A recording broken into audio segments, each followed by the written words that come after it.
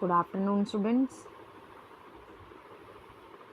Class 7, Social Science, Geography, Chapter number 3, Movements of the Earth. Here we are with the second video of this chapter. Let's start the chapter.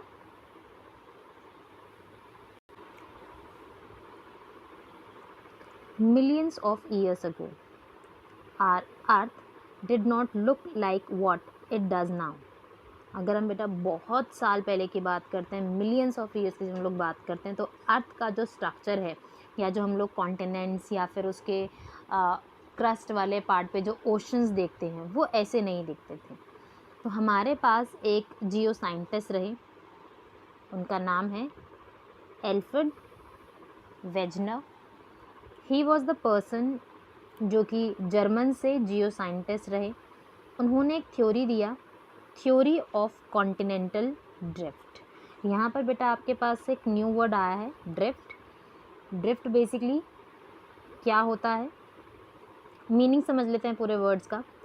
Continents का मतलब हमें पता है कि हमारे पास 7 continents हैं. जो अर्थ का लैंड वाला पार्ट है, हम लोगों ने लास्ट क्लास में देखा था कि जो आपके पास क्रस्ट होता है, अर्थ का जो क्रस्ट वाला पार्ट है, उसमें कुछ ओशनिक बॉडीज़ हैं और कुछ कॉन्टिनेंट्स हैं. यानी कि जो वाटर वाला पार्ट है उसे आप ओशंस कह रहे हैं और जो लैंड वाला पार्ट है आप उसे कॉन्टिनेंट्स कहते हैं.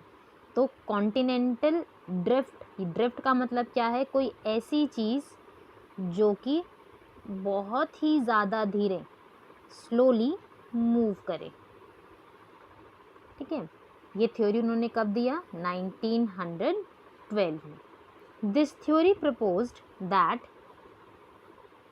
our Earth was one huge landmass. उन्होंने क्या कहा कि ये जितने भी कॉन्टिनेंट्स हैं यहाँ पर, ये बहुत ज़्यादा गैप में हैं. तो ये बहुत ज़्यादा गैप में नहीं है, ये बहुत ही ज़्यादा पास थे कभी किसी टाइम पीरियड में, मिलियंस ऑफ ईयर्स अगो.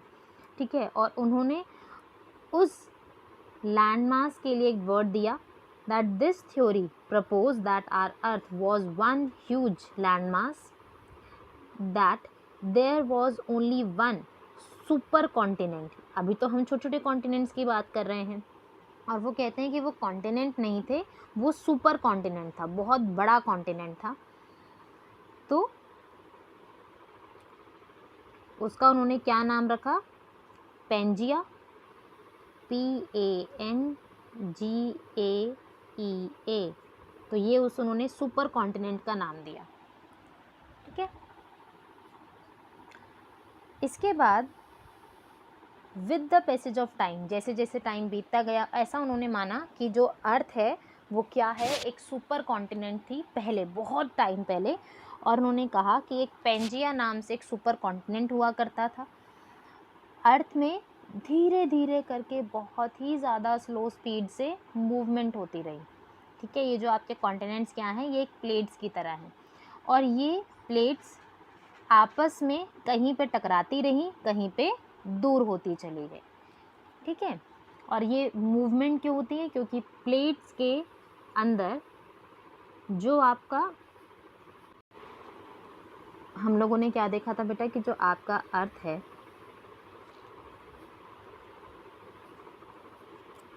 उसके अंदर एक क्रस्ट है, मेंटल है, कोर है. जो कोर का जो हीट है उसके अंदर जो एक हाई टेम्परेचर है उसकी वजह से वो लगातार मूव करता रहता है.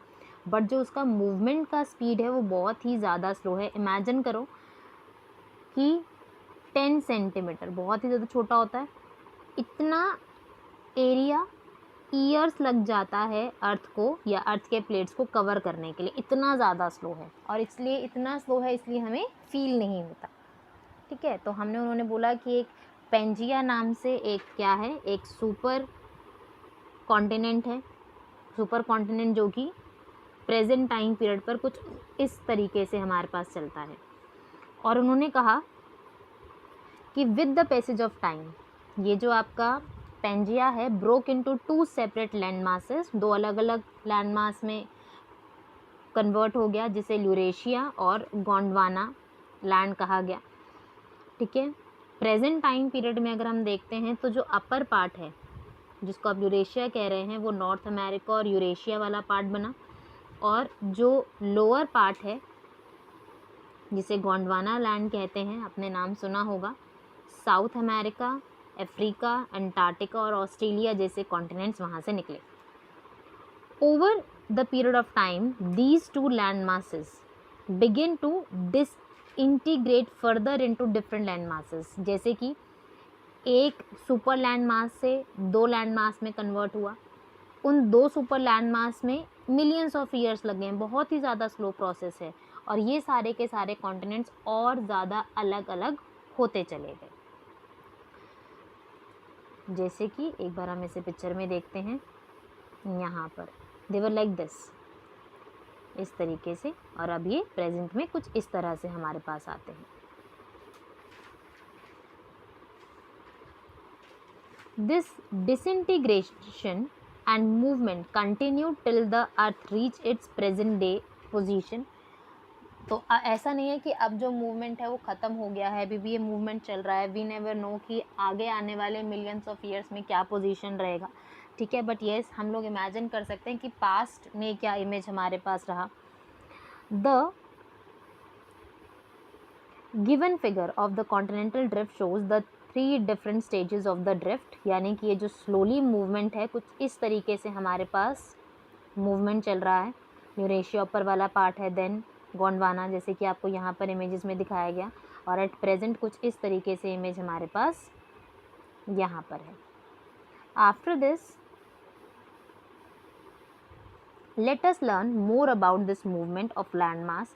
We know that the crust is the top most layer of the earth. Crust क्या है? एक टॉप मोस्ट लेयर है अर्थ का। This crust consist of 7 major tectonic plates. हमने टेक्टोनिक प्लेट्स के बारे में बिगनिंग में भी देखा, तो 7 मेजर टेक्टोनिक प्लेट्स हैं। प्लेट्स के नाम बेटा हमने प्रीवियस वीडियोस में भी देखे थे। प्लेट्स हमारे पास, जैसे उन 7 मेजर टेक्टोनिक प्लेट्स को आप लिथोस्फेयर प्लेट्स भी कह सकते हैं, and here is the list of 7 lithosphere plates और the tectonic plates. After this, these plates are continuously moving। ये प्लेट्स क्या हैं? ये लगातार मूव करती रहती हैं। जितनी भी आपके पास यहाँ पर ग्रीन, पिंक, रेड, ऑरेंज, ये जो कलर्स में, ये सब क्या हैं? ये प्लेट्स हैं। They are continuously moving through their movement is extremely slow. पर ये जो मूवमेंट है बहुत ही ज़्यादा स्लो है। अलग अलग वेरिएशन दिखाए गए हैं बेटा, तो बस मैं एक आपको एग्जाम्पल के तौर पे ये बता रही हूँ कि 10 centimetre area per year move किया जाता है by this earth plates. The reason behind the movement of the lithosphere, but ऐसे तो मूवमेंट होगा नहीं, कोई ना कोई रीज़न ज़रूर होगा। तो रीज़न क्या है?